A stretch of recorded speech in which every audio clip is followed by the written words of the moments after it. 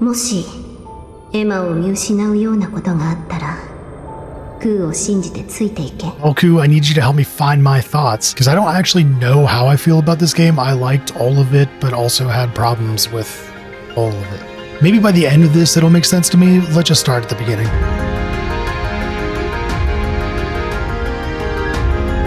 The tutorial takes place in a very short zone far into the game, and the mixed feelings actually started right here. I changed settings right away, motion blur's always off for me, camera shake was wild, so that got axed, and I immediately switched to manual camera. While I don't like the default settings, it's kind of rad you were given these options at all. I know this sounds like a bad first impression, but it wasn't. You're OP, you can't die, it's chaotic, it's visually stunning, and it is immediately engaging rather than boring you to hell with tedious tutorial bullshit. Right away, you know you're in for one of this year's best soundtracks. Like, just listen to this shit.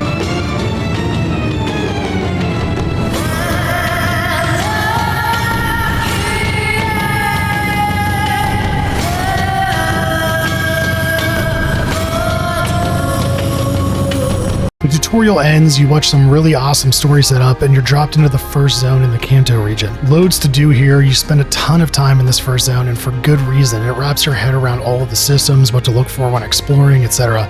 I was locked in and already convinced I would likely finish this game. The second zone in this region is what I would describe as a sandbox dungeon. It's not as wide open and is much more linear, but I love this. Switching from wide open exploration to advancing through giant dungeon-like spaces breaks up the monotony. I do feel like it should have been utilized more because in the mid-game the cracks start showing through. Following region, which, well, looks a lot like the Kanto region, introduces more verticality and more complex traversal, but as you complete zone after zone, you start to wonder, have I already seen everything this game has to offer? Luckily, the answer is no, but the mountainous region is the largest in the game, containing 4 of some of the largest zones in the game, and it's here I started to feel a little bored. You start to notice enemies still haven't changed much since the Kanto region. Yeah, there's a few new here and there, or ones you've already seen that have new techniques or whatever. Also, that badass music I mentioned, a lot of it is recycled. I will say this does change later, but there is one track I still hear in my sleep, yes, because it's good, but also because I heard it for freaking hours. Luckily, the Matsukawa zone is very unique and one of my favorites. It's a welcome grind filled with exploration and intense enemy encounters taking place in this ominous cube structure. It's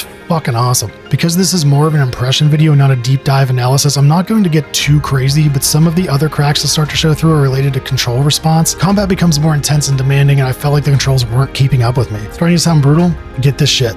The next region, which only has one zone, is the drowned/giant tree zone. I see drowned region and I think, oh shit, that name sounds, well, miserable. While being one of the coolest environments in the game, like obvious painstaking design going on here, it is such a bitch to fully canvas this zone. Then if names weren't freaking me out enough, the next region is the wasteland region.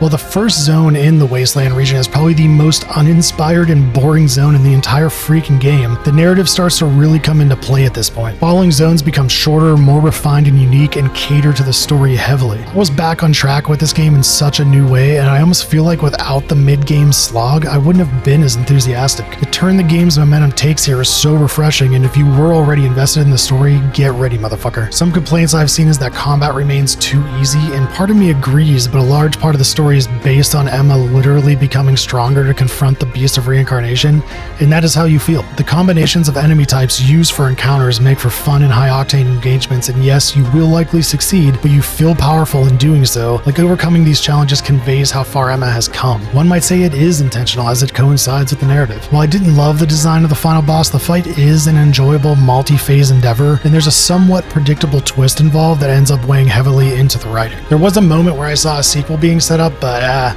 you'll see. If I had to describe it in one sentence, the gameplay and environments are the tortilla chip to the narrative queso. Or for me, the eggs and rice to my Momofuku Chili Crunch. The gameplay is unique enough, combat and skill systems are complex, but nothing life-changing or especially innovative is happening here. It's just a solid ride that takes influence from other industry darlings and transforms into its own being. Where it succeeds is in the narrative. Companions can get annoying from time to time, especially during the mid-game mental trials, but it all delivers hard in the end. Oddly, the direction, cinematography, and at times even the fucking textures give me a weird MGS4 vibe. Yeah, it's very much Japanese development stuff, but I mean, even Sunny and Kagura, yeah, I don't know, I'm probably just obsessed with Metal Gear. Lastly, let's not forget about Ku. Ku is one of my favorite companions of the year. If you're also a big doggo fan, all of your support helps fund donations to pet rescues through my Virtuous Mission initiative. So share your feelings on the game in the comments, like and subscribe, and visit Maggie on stream. We need a reason to go live more often.